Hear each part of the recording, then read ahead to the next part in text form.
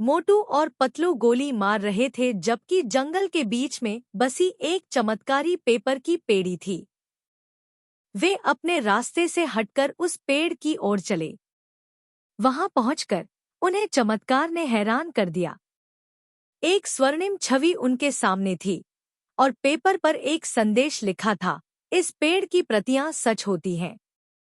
मोटू और पतलू ने चमत्कार को देखकर एक दूसरे को देखा। उन्होंने प्रतियों को देखा और सोचा कि क्या यह सच है। वे इस पर विश्वास नहीं कर सकते थे। पतलू बोले, मोटू, हमें यह प्रतियों का परीक्षण करना चाहिए।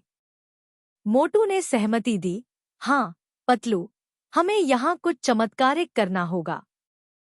उन्होंने विचार किया कि किस प्रकार वे इस पेड़ के चमत्कार को प्रमाणित कर सकते हैं। तभी एक विचित्र विचार उनके मन में आया। पतलू, मैंने सोचा है, हमें इस पेड़ पर अपने सपने लिखने चाहिए। यदि यह सच होता है तो हमारे सपने पूरे हो सकते हैं, मोटू ने कहा। पतलू ने उनकी विचारशीलता की सराहना की और वे शीघ्र ही काम में लग गए। मोटू और पतलू ने पेड़ के पास बैठकर सपने लिखना शुरू किया।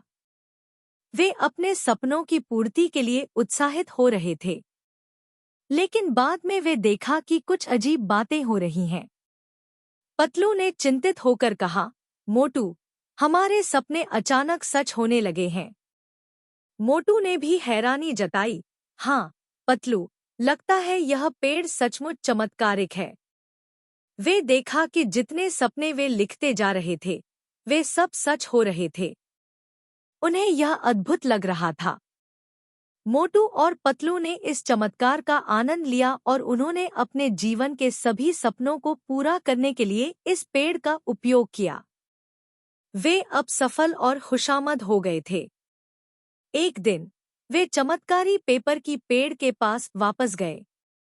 वहां उन्हें एक और संदेश मिला, अब तुम्हें इस पेड़ के चमत्कार का इस्तेमाल नहीं करना चाहिए। सपने खुद खुद पूरे होने चाहिए, ना कि किसी चमत्कार से। मोटू और पतलू ने समझा कि वे सचमुच अपने सपनों को पूरा करने के लिए मेहनत करने की जरूरत है, न कि किसी चमत्कार का इस्तेमाल करने की।